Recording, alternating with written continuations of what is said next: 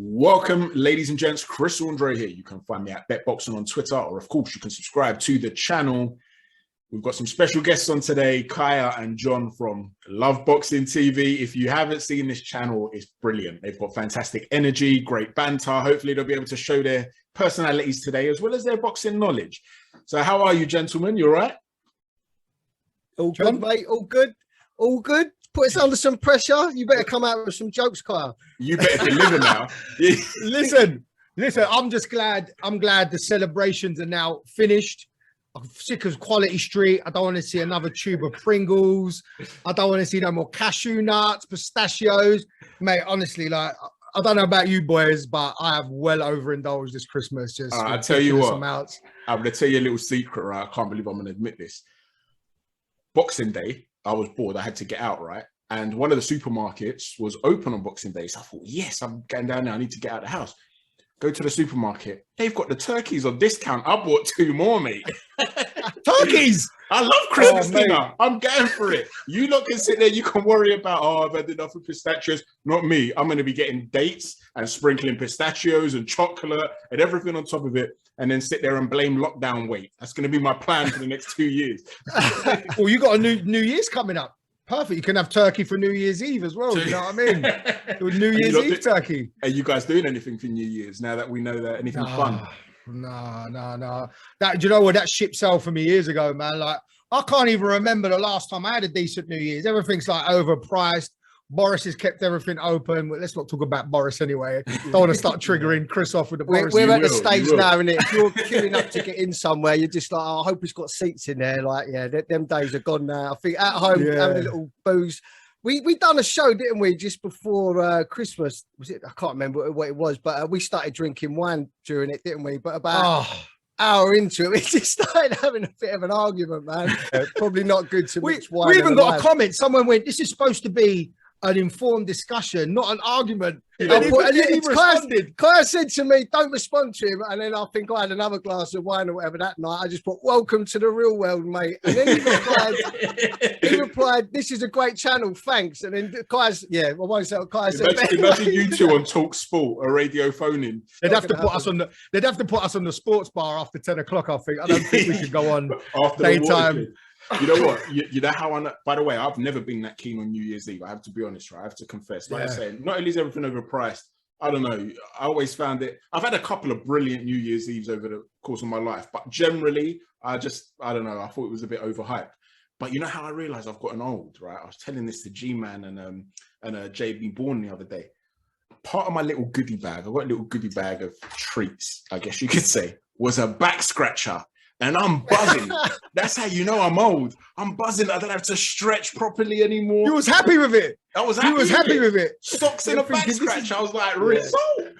As long as that's all it's scratching, Chris. Just leave it with the back. Yeah. Don't use it for any other parts of your anatomy. Once upon a time, the missus was scratching the back. Not anymore, though, eh? Those romantic days have sailed. In fact, one of the best presents I got was a Lucy. And I'll show you guys later exactly what that is. It will come up. You'll realize what it is when we go live. But anyway, let's talk boxing. Yes. Let's start off with Bob Arum, Dillian Whyte, Tyson Fury, the entire saga that's gone on there. Obviously, the rumor is, because we can't really be privy to these things, but the rumor is that Dillian Whyte is demanding $10 million, which is roughly about £7 million. Now, there have been various different reports about how much Dillian Whyte has earned in his previous fights. The Sun newspaper reported that he made $4 million for his last fight, but then you've had Frank Warren suggest it was a few $100,000. So we can't really know.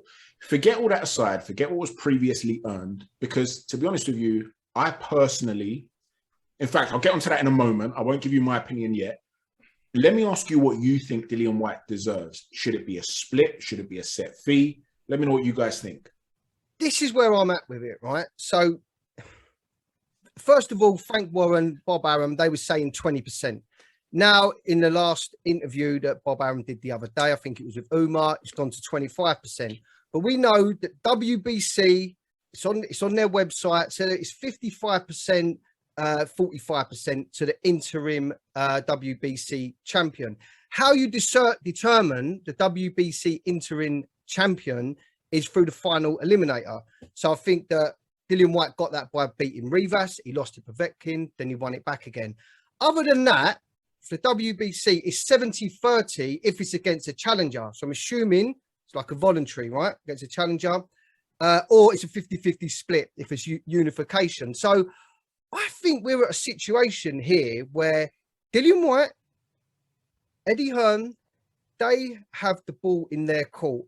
I think that even though Tyson Fury is the WBC champion, I feel like the negotiations are in Dillian Whyte's favour, because if it's 45% or up that end when they start negotiating, they're going to have to give Dillian Whyte more money. And I think Dillian Whyte brings a hell of a lot to the table, because this fight is huge. It's a mega fight, in my opinion. The narratives of Eddie Hearn, Bob Arum, Frank Warren, so you've got the whole DAZN, v ESPN, Top Rank in America, Matchroom v Queensbury Promotion. Can you imagine the narratives, the virals that will go with Eddie Hearn and Frank Warren? That in itself, I think, will push numbers. Then obviously Dillian Whyte, Tyson Fury. Can you imagine the press conference? John Fury. It's going to be huge. It will sell out the Principality Stadium in Cardiff. It will be massive. It's the biggest fight, the most money that Tyson Fury can make, right? What's he going to do? Avoid that fight and go and fight Helenius in Manchester? No one wants to see that. Helenius, the last time he was over, he stunk that place out fighting Dillian Whyte. Or go and fight Andy Ruiz. I don't think anyone wants to see that. Plus, people are going to say that Tyson Fury has ducked Dillian Whyte. So I think the ball is in Dillian Whyte's court here. So we can stay strong on trying to get a higher percentage. Like, I'm thinking high 30s, 35, maybe a little bit more. Because this, let me say this before I throw it over. I'll throw it down to Clyde then, yeah? Right, let me just say, I know Canoe's going to disagree with that. So what I say is this. Tyson Fury's next option after Dillian Whyte is Ruiz and Helenius. They've got to give Tyson Fury a guarantee of what, 20 million, something like that, right?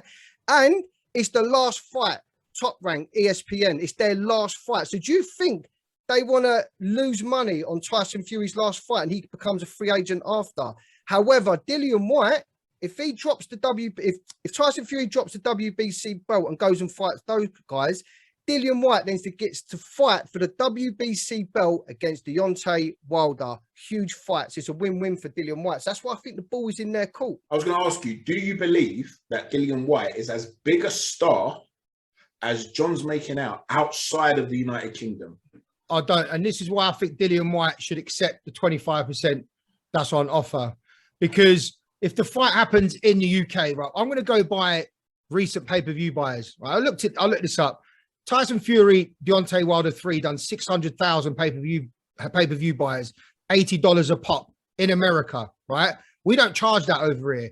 If the fight's over here, it's going to be charged at £25. If it does, for argument's sake, similar amount, 600,000. AJ Usyk done 600,000. So there's no way Fury-Whyte's doing more than AJ Usyk. Can we agree upon that or not? It's similar sort of amount. So if we go 600,000 at £25, you're talking about 15 million in the pot. So what Bob's suggesting there isn't really that bad. No, you spoke for about an hour now. So I didn't say anything. I didn't say anything. Right? So look, there was a few chains of thought here from what Bob said that just ambiguous, right? He's saying he's discussing. I want to know what's going on behind the scenes here, because first of all, he's saying he's discussing it with Team White. Isn't Eddie Hearn privy to these negotiations? That's the first thing. He's not even going to Eddie Hearn. So when does Eddie Hearn become a play here? If it goes to purse bids, is Eddie Hearn even involved in any of these negotiations? That's the first thing. Frank Warren said they're definitely not fighting Dillian Whyte next, whereas Bob Arum's kind of opened the door. He's saying, look, you need to come to the table with something reasonable here. But when you work it out in terms of pay-per-view buyers and salaries and what he's earned in the past, he might get shafted here, guys. I'm not saying he might not get shafted. It's possible that he gets shafted a little bit. But I'll go back to what I said to John on our video. David Haye banked on himself back in the day when he fought Jean-Marc Mormec. Got paid nothing, right? Went to the suburbs of France, knocked him out. Tony Bellew did the same in the first David Haye fight. He had his pants pulled down. Dillian Whyte might get his pants pulled down slightly here. They'll negotiate a little bit, but I honestly still believe this fight gets made. Let me ask you this, though. Let's say Dillian Whyte was to take the fight. And yes, I'm sure he believes in himself. Of course he does. But let's say he was to lose, and he has to take the possibility of that into account. This is prize fighting. This is a business. If he was to lose, does it essentially end any hope of him getting another world title fight? I mean, think about how many years he's been around. He did have the opportunity to fight Anthony Joshua. He chose not to for financial reasons. Many will feel that that was a mistake. Fair enough. The point is, he could have had maybe 1 or 2 world title fights by now, max. If he does do what you're saying, let me take this, I'll do what David Haye did with Mormek, I've got to win this fight and it catapults me to a new stratosphere financially. If he loses, though, does it end the pull he has as a pay-per-view fighter in the United Kingdom? I reckon, look at Chisora, right? How many times has Chisora lost? I think we can see with the UK public, if you come to fight, they'll back you and you can still be a pay-per-view. And Dillian Whyte comes to fight. He's never in a boring fight, apart from Helenius, who Tyson Fury saying he might go from fight. The difference here, Kaya, is that with the David Haye and the Tony Bellew, is that Dillian Whyte is the WBC interim champion. He is there. He's waited however long he's waited, even though, as you say, he didn't take some of those other fights. Maybe it's a monetary reason. Maybe he's just going down the WBC route. But I just think that if we're talking about prize fighting, which this is the biggest fight to make for Tyson Fury. Wait, it's the biggest fight for Tyson Fury to make. If he goes and fights Ruiz or Helenius, right, they're going to lose a lot of money on that fight. And then how long before he fights the winner of Joshua Usyk? That could be September, October. But hold on a sec. Is the Ruiz fight not a bigger fight in the United States with a Mexican-American backing? 100%. I was about to come on to that. No. That'll go on pay-per-view straight away. No. $70, $80 a pop. You think people are not buying Tyson Fury versus Andy Ruiz? The whole of Mexico buys that fight. Well, one thing about the whole of Mexico. The whole. It's not exaggeration.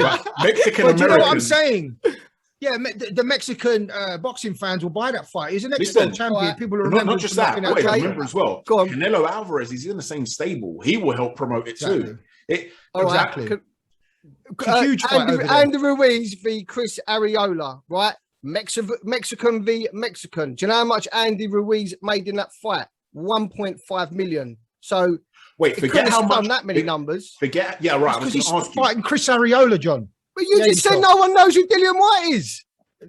That's not the point. The point is if the fight is over there and he fights Tyson Fury, who is huge in the US, right? That fight does massive numbers. Well, they will take that fight ahead of the Dillian Whyte fight. If Dillian Whyte pushes too much, listen, it's more than you keep going on about prize fighting. This is about legacy. Look, Dillian Whyte's already let the Joshua fight slip away. He already declined the Pulev fight, which would have given him IBF mandatory status, and he would have been messing around with the WBC this whole time, right? All for what? For money. He's 33 years old. At some point, you have to roll the dice. It's not just about money anymore. But what's his motivation? But here's the thing. Let me ask you this, right? During the whole COVID lockdowns and all everything that the world's been through, there are a lot of people that would offer certain services, their jobs, for a much lower pay. That was not the typical value of the service that most people offered. People would lower what they would typically ask for because they were desperate. So let's say he made a lot less because it was in Gibraltar, it was during that pandemic, he was desperate to get it over the line. He'd rather fight than not fight. And now they're sitting there and they're saying, well, this is what you made last time. On principle alone, that's not right.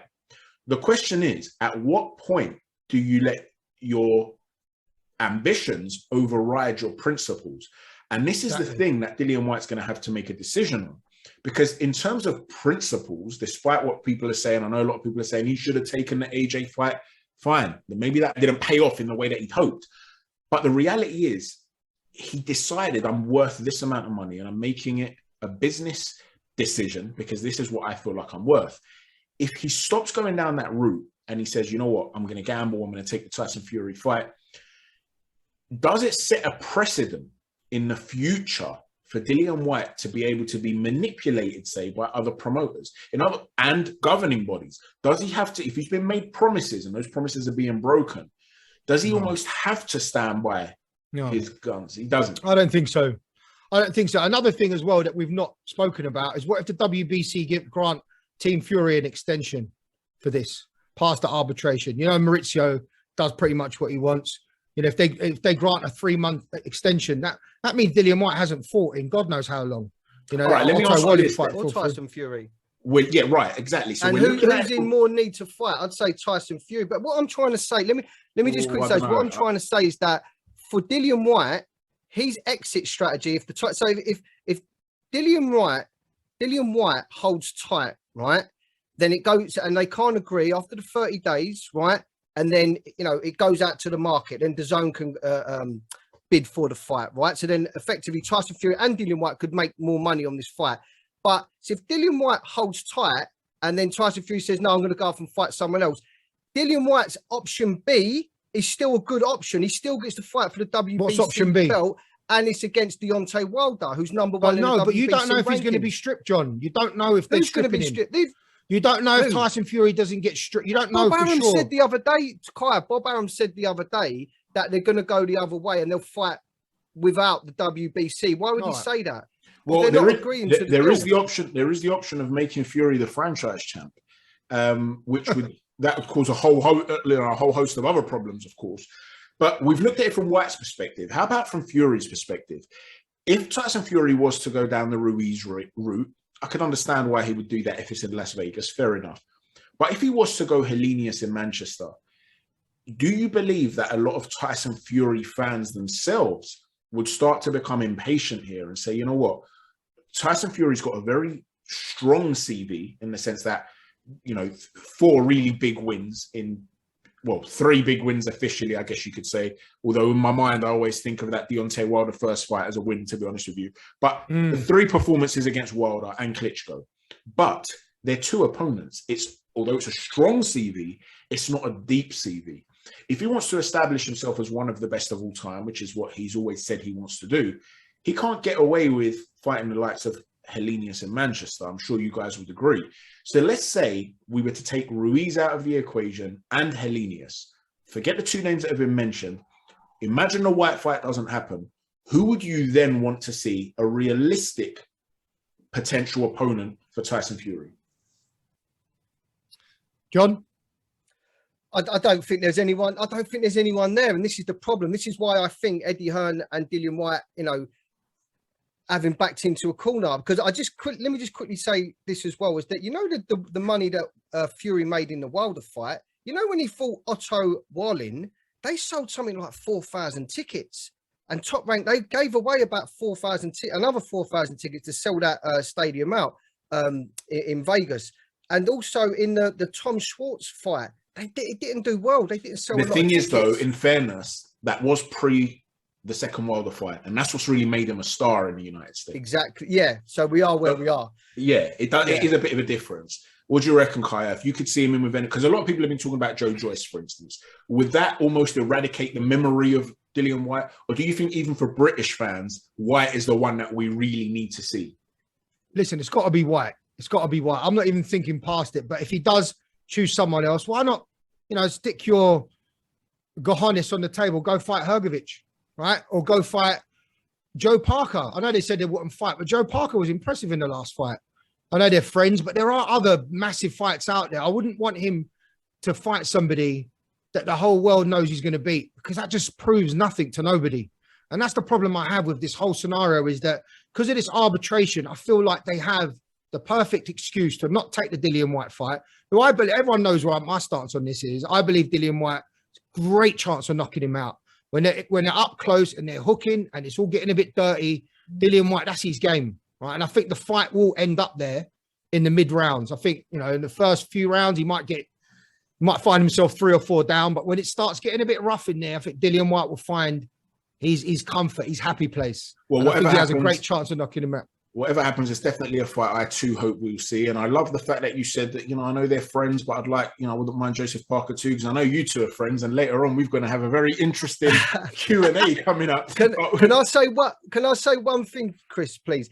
This is also what's interesting, is that Tyson Fury has 1 fight left with Top Rank and ESPN. So if he does go and fight whoever, Ruiz, whoever he goes and fights, Ruiz, Helenius, think of his next fights that are out there for him and who they are with. So as you say, Dillian Whyte, Anthony Joshua, Usyk, he works well with Eddie Hearn, Krasiuk, they've done good business. So his next 3 fights, they're all over there on the zone, aren't they? So if he finishes off that last fight with Ruiz and Helenius, who's he going to want to go and do business with next? Probably going to be Eddie Hearn. Like, stranger things have happened. It's another reason why they're backed into a corner, I think, Bob Arum. All right, let's put it another way then. What if they put him in with a top-ranked fighter and, I don't know, something dodgy goes on just to make sure that doesn't happen? You never know. But that's a cynical approach. Anderson. This is boxing, yeah. You never know. I don't think he'd fight. FA Jagba. Yeah. There's a few of them. Also, on Tyson Fury's hit list was Chisora, wasn't it? He was the 5th choice. He's also with the zone in Eddie Hearn. They're all over there. That's what I'm saying. Let me throw another name into the mix, right? And don't be surprised if this happens. I know it's out there, and I'm just going to throw it in there. What if he fights David Haye for money? Nah.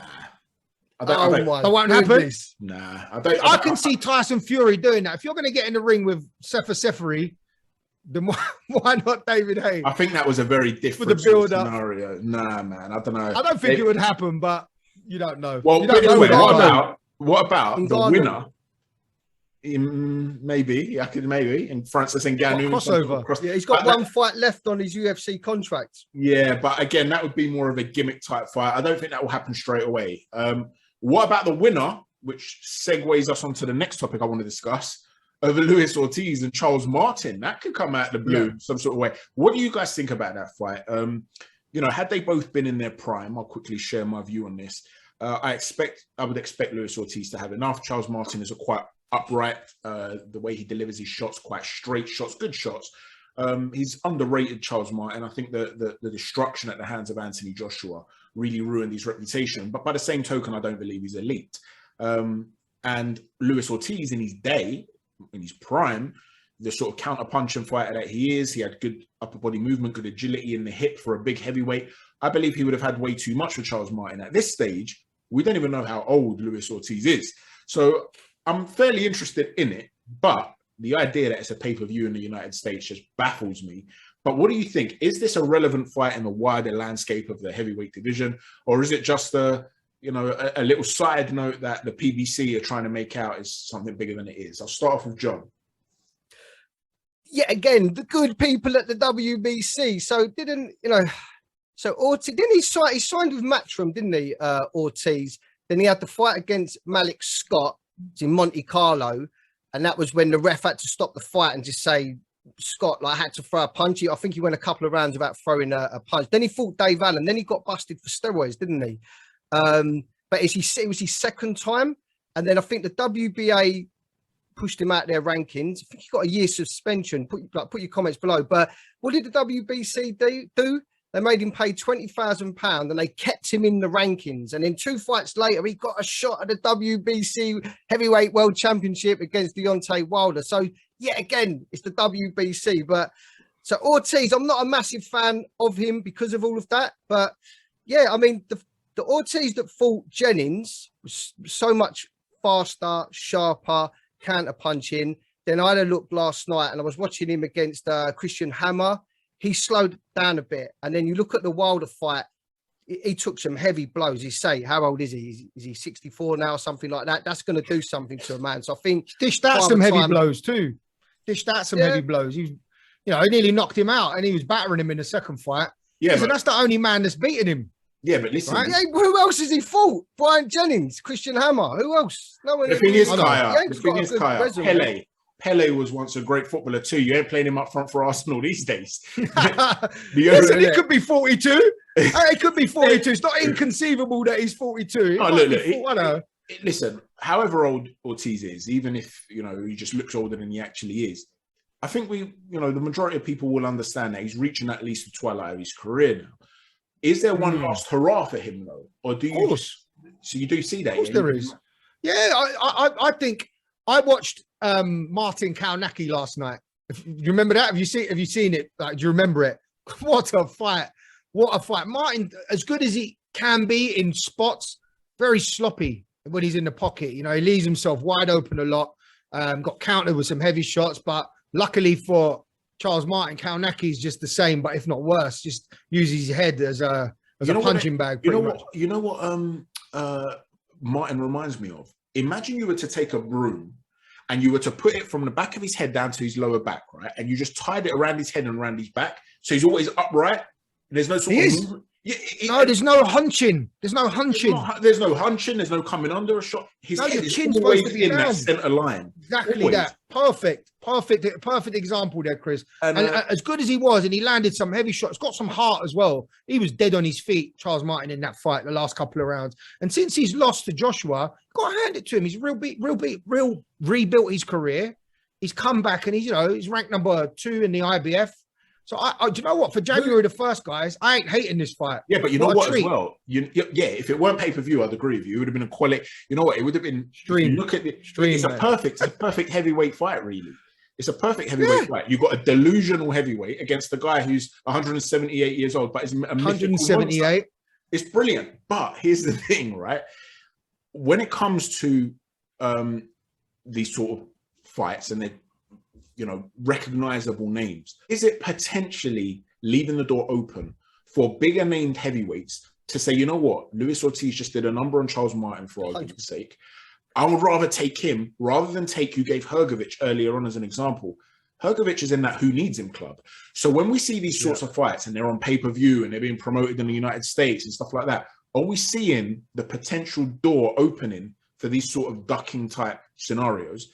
Maybe you don't see it that way at all, because maybe you still see Luis Ortiz as the real deal, in which case it wouldn't be a duck, it would be a real test.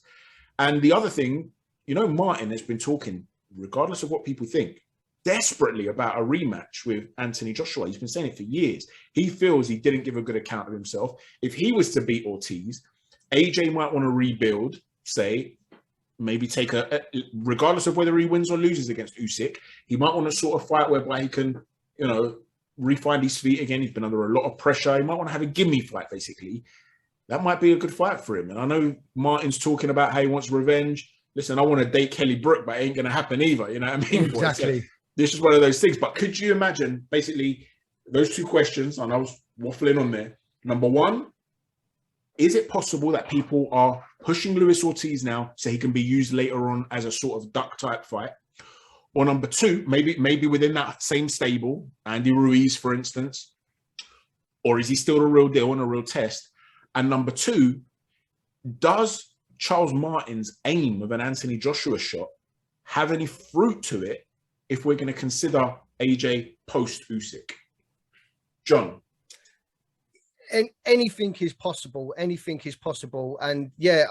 Charles Martin is I'm not a massive. I think it's just, you were saying he's a bit of a plodder, isn't he? But you say he's rebuilt himself. He's probably been rebuilt by the PBC. I mean, the win over Gerald Washington, I thought that was such a boring fight. But then all of a sudden, he does like to exchange. I'll give him that, and he's got that little bit of spite in him, Charles Martin. So it's quite. I think that was around about the 6th round, and he just exploded. But yeah, they can build him again if he beats, Ortiz. It's all about narrative. They will push him up, because really, who the WBC got? Like, Deontay Wilder. People are saying his stock has gone up, but it's interesting. A little sideways thing, but it sort of ties into what you're saying, Chris. Is that it's interesting that Eddie Hearn was speaking on DAZN today, and he's really pushing this Derek Chisora and Deontay Wilder fight. He's really pushing that. So I think he wants to try and get that fight, and it sort of ties into the whole, if Tyson Fury goes a different way, he's got Chisora, he's got Dillian Whyte over there for him. But I don't know. I think they're struggling, and this is a struggle fight. Luis Ortiz, Charles Martin, pay-per-view. I mean, the winner, he's going to be set up to fight who? Ruiz, fight... They all want to have something what the other person's got, don't they? So, if enough people buy into it, but I'm not buying into it. Bottom line is, look, they're both quite highly ranked across the governing bodies. People say the rankings don't mean anything, but actually they do, because the higher up you are, the closer you are to get the big paydays and the big fights.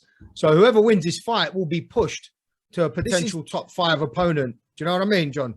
No, this is the IBF eliminator, and obviously Hrgović is apparently going to have an eliminator with Joe Parker. So I think it's not the final eliminator, though. It's not the final. The wording there is very important.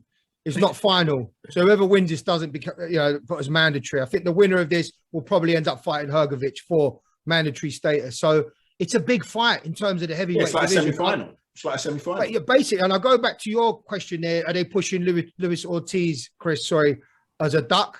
I mean, you can't, I don't think you can ever put Luis Ortiz in that category, really. I think he hits too hard. Have a look at his knockout ratio. I mean, he's pretty much knocked out. I think I don't know what it was, but it's in the high 80s percentage.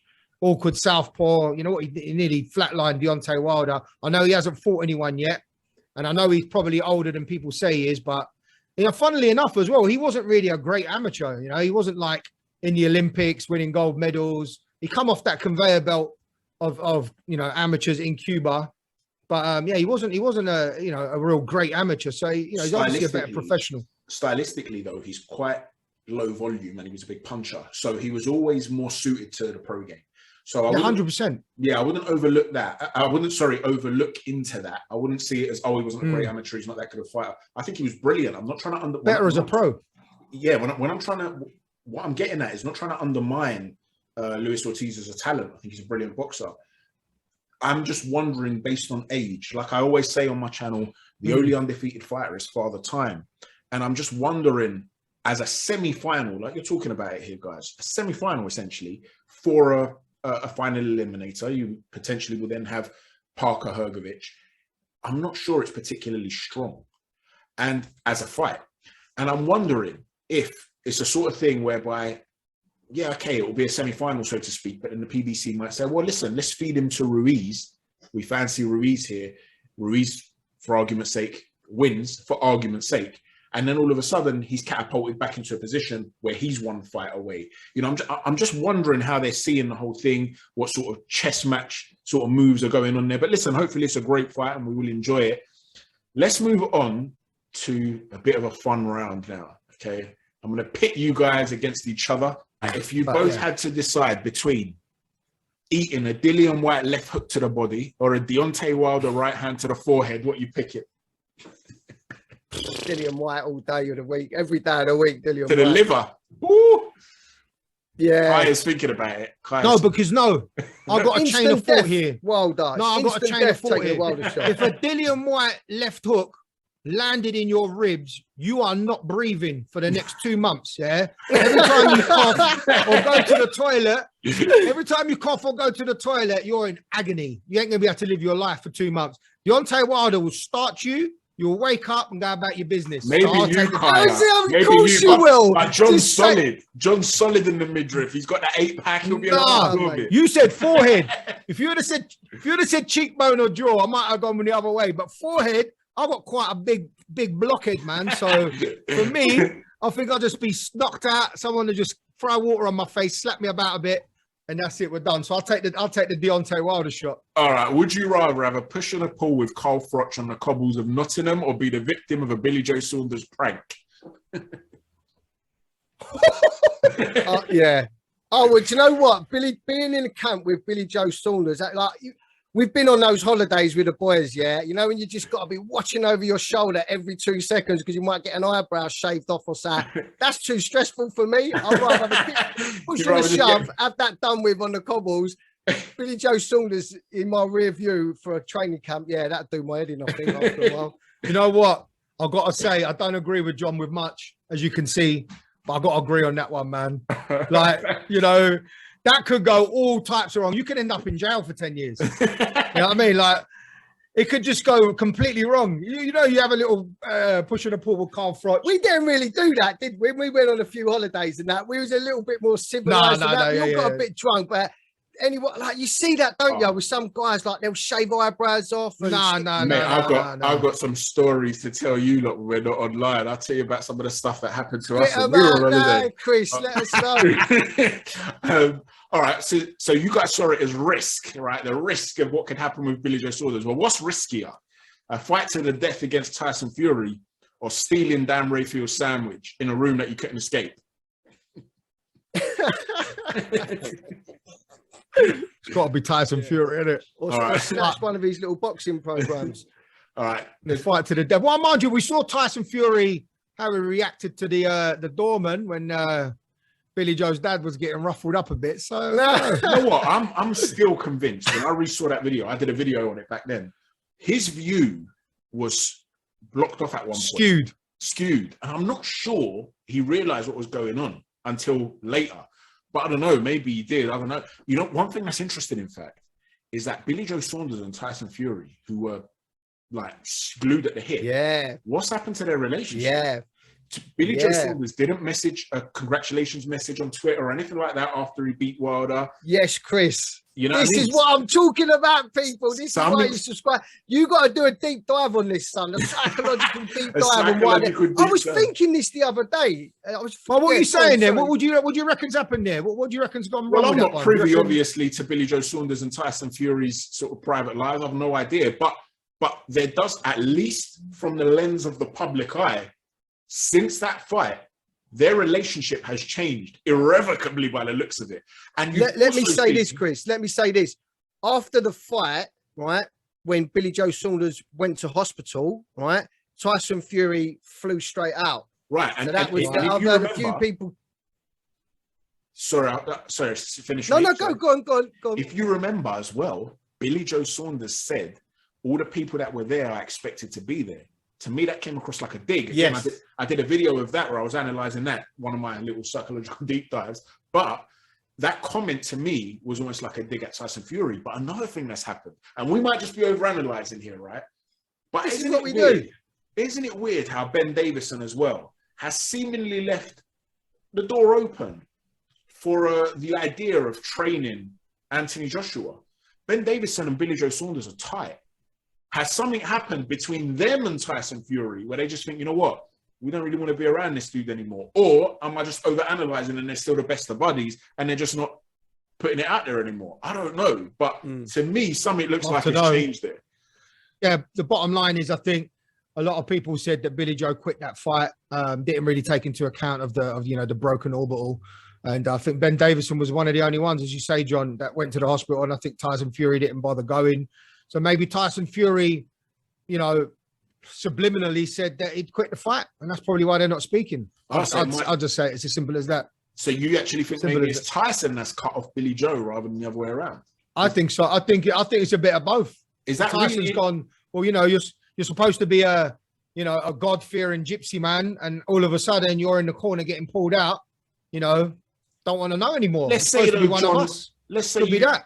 Let's say John decided he was going to go on a little marathon run for charity, and you helped him raise some money. And it was a 10,000 meter run or whatever it was. And after 8,000, he jacked it in.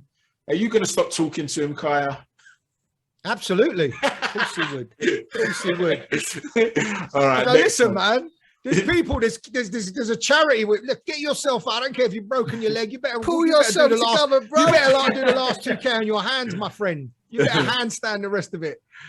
Yeah. All right. Leonard Ellaby versus Eddie Hearn in Vegas with Bob Arum as special guest referee. Who wins the fight? John. Do you know what? I would rather pay $60 for that than Ortiz v. Martin. Any day of the week. Any day of the week. I mean, this is the thing as well, like with boxing. Like sometimes, you've got the elite level and, you're having a hard on about, Chocolatito, Estrada, and it's amazing to watch. It's very few people can do what they can do. But on the other hand, you get a fighter like Alan Babbage, the Savage. It's good popcorn entertainment. So, yeah, but Eddie Hearn, Ellaby, I mean, he's got the reach, isn't he, Eddie Hearn? He's got the reach advantage. He's got the height advantage. When he an amateur, did he have, 3 amateur fights that Frank Warren says no one's ever seen his card for? Do you know what? I reckon Ellaby on the inside will come. I think Ellaby gets in on the inside. With some hooks there. I think he does a bit of head movement, comes up with hooks. Fancy Leonard Ellaby. Kaya, I think Eddie Hearn would do some of this shit. Huh? Stand up, Kaya. Show us what Ellaby would do. Go on.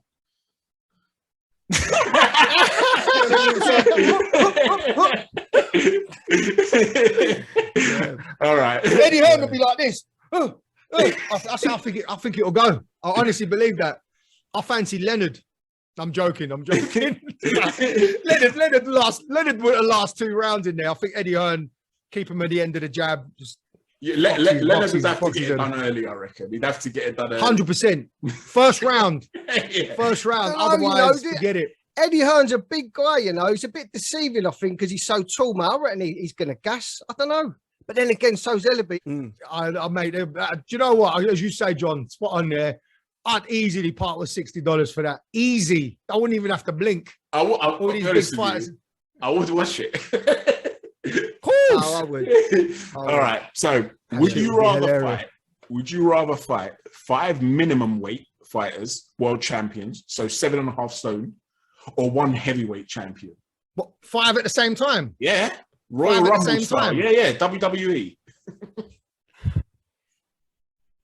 Am I allowed to wear a headguard? Did you say heavyweight champion? Yeah. So Tyson Fury or 5 minimum weight champions at the same time. Oh, that's such a good question. That is a brilliant question, by the way. Because it's easy. It's easy answer. It's not easy. No. You lose when you get knocked out, right? That's when you lose. Yeah. Yeah. Right. Can a 7-stone man knock my big ass out? I don't think he could. 5 of them, no. Am I allowed to use some dirty tactics in this fight, or is it just going to be purely boxing? Oh, what you want to make? Are you honestly saying, Kaya, that you think you have a chance against 5 minimum weight fighters? If I can grapple, yeah. What are you? I'll just pick them up and throw them out the ring, man. One by one. I think in boxing, though, 10 hands to 2. Yeah, no, that's not happening. I'll take the heavyweight champ. But if I can grapple, I'm taking the minimum weights. John, who are you going for? No, I'm taking the minimum weights because it would just, yeah. You are a minimum weight. Well, me and you, Len, let's have it. No, I'll take the minimum weights. Let's say getting in the ring with a heavyweight, taking the dig off our limb. Nah, no thanks. All right. Instant definite. Quick question. Is either one of you or both of you single? And I'm not asking for myself before you both start getting excited. No. You are, right. So this is more aimed at Kaya. Although, John, you're free to answer as well if the missus ain't going to ever watch the video. He will. Okay. Would you take an AJ uppercut flush if it meant that Ebony Bridges would be nursing you to health for the next 2 weeks? He's contemplating. See, look. He ain't ruled So out. answer for him. Going, this is a difficult question because if you had asked me this about a year ago, I would have said I'd take an uppercut followed by a left hook and then a right cross at the end of it. But what has she done? But recently, it's all got a bit much for Ebony Bridges. I think it's all gone a bit much, in it, John. I think John feels my pain here. I think she's trying a bit too hard and it's a bit off-putting. I don't know what it is. She goes to Leeds with her Leeds flag and, she don't really know about Leeds football. I don't know, man. It's just all a year ago, I would have taken a pasting for Anthony Joshua, but I don't know now. I'm not sure. Sky Nicholson, though. Give me Sky Nicholson. I'll take Anthony Joshua and 5 heavyweights. No 5 minimum weights. We'll take 5 heavyweights in the ring. Yeah, Sky Nicholson is beautiful, by the way. There's a couple of them out there. If Ebony Bridges walked in that white door behind you right now, holding a Leeds flag in one of her weighing attire, there's no way you're going to be saying, I'll be like that. You know what? It's a bit much. I've changed my mind on her. He's going to start drooling. She's a bit provocative. All right. Point. Yeah, look, you know Ebony Bridges. Go on. No, go on. You give us your thoughts on Ebony Bridges, John. Ebony Bridges, she's a bit annoying. She's a good-looking girl. She's got a good body. She's a little bit annoying, I've got to admit, but she's playing the game. There's plenty of other boxers out there, male boxers, that are a bit annoying, and we sort of put up with them because it's all the entertainment playing the game. Good luck to her. She's playing the game, but I've got to admit, she's a little bit annoying for me. You know what it is? Do you know what she did, by the way? Do you know what she did that made me go, do you know when you get the ick sometimes in life? It's hard to come back from the ick from anything, isn't it? It really is. It really is. She did something. She put a tweet out to Josh Taylor. She went, and she atted him, and she went, I'm going to be up Scotland. Be great to have a laugh with Josh Taylor. Man just got married. And then who put a post afterwards? It was Lee Wood. Lee Wood posted straight away. Yeah, but you don't do that if a man just got married, right?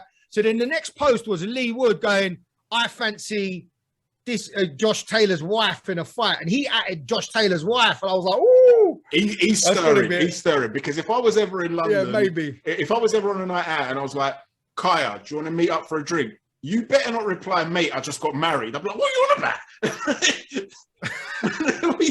I ain't hitting on you, dude.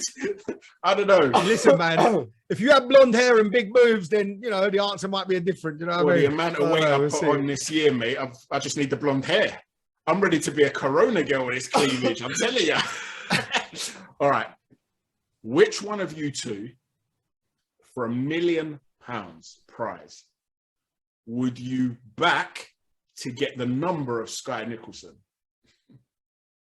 Only one of you can approach Sky Nicholson. Who's more charming at the two? John, you can answer this for both of us. You can answer this for both of us because you know what the answer is, don't you? Yeah. I hope you know what the answer is. Yeah, of course. It would be Kaya every day of the week, purely because I'm married. For a bit of rivalry there. Married man. Thinking about things like that at my age. Can you see that red? She's a bit young for you though, Kaya. She's about 20 years of age, isn't she? Oh, easy. Like, oh, look, here comes the digs. Here comes the little slide digs. Right, start having a pop at a man's age. All right. Yeah, I'll probably back myself in that regard. But yeah. And I would back her blanking him, but there you go. That's another story. A few years ago, maybe not, but yeah. I rate his confidence though. No, look. Listen, mate. You give it a go, innit? Iron Apple days, mate. He used to stick on this Burberry shirt. Remember that one? His favourite pulling I love that Burberry shirt. That Burberry shirt was a puller, mate. Iron Apple days was fantastic. You got to remember that. But all them days, Lanzarote's and you have Greek islands and your Spanish islands. We've been to them all, man. Back in the day. One day we got to do a little video of holiday stories. That's what we got to do one day. No, what happened in Iron Apple stays in Iron Apple. Nah, come on, we've got to get ourselves banned on YouTube with the stories. It'll be all right. Last one. If you two were again to nominate one of the two of you to be able to sell a terrible fight to the public, who would you pick? Who's the better promoter that would be able to BS the public? Do you know what? It depends what fight, doesn't it? You got to believe in the fight, I think, to sell it. If you believe in something, you can sell it, can't you? But I suppose we both have our moments, but I don't know. Do you know what? I ain't actually that a competitive guy, I don't think, personally. Kaya, would you say you're a bit competitive? See, I'm torn between being arrogant and saying me, and following on from the last question where you picked me, I now feel obliged to pick you. But the reality is... the reality is I'm superior to you in every way. I want John to get at Kaya. This is my aim. I've got to say, yeah, it depends on the fight. I think it depends on the fight. But I think we both have our moments. Well, look, we do our 3-minute previews. If you ain't watched them, Love Boxing TV, go subscribe. That was coming at the end of the video. We promote all these fights. We promote fighters that, you know, that not many people have heard of. When we was trying to arrange nights out back in the day, who did you not want to get the phone call from when you're saying, I'm not going to go out tonight? I had too much to drink on the Friday. I'm going to stay at home on the Saturday. Who did you not want to get the Batman call from? It was me, wasn't it? Yeah, I've got to say, you know what? The phone used to ring, right, from the boys. And if they used to see my number come up, they'd be like, oh, don't answer it. They knew. Do you know what? You're a good wingman. I've got to give you your dues, man. You are a good wingman. Over the years, you've come up trumps for me. So I'm going to say you, John, with me co-promoting just in the background. You could be a wingman for a fight. Finally made it. You can be Kala. I'll be Nissa. Done. Fine. I don't think I'd last more than 2 days being Kala, but that'd be fun. Well, boys, thank you so much for joining me. Do you just want to give you a little shout out as well to your channel? Tell people where they can find you. Yeah, look, we are Love Boxing TV. We call it Love Boxing because we love boxing, even though it drives you mad. There's something about boxing that when you're in it, you just love it. And yeah, we just talk boxing, a little bit of breakdowns, bit of banter. Get some guests on, and yeah, find us on Twitter, Instagram, TikTok, YouTube. I think we're going to go on podcast soon. Love Boxing TV. That is us. So yeah. And thanks, you know what? I'll just add to that. You know, as you say, like, you know, we argue on there. It might not be for some people's taste. We are a little bit loud. Some industrial language every now and then. So if that's what you're after and you want a little bit of sort of mates out, mates down the pub kind of vibe with some good educated boxing talk, I'd like to think we know what we're talking about as well. Then yeah, just come over, head over to us, and yeah, be happy to have you on, man. For sure. Thanks for having us on, Chris, as well. We've thoroughly enjoyed it. Thoroughly enjoyed it. Thanks a lot, boys. Take care. And thanks to everyone who tuned in.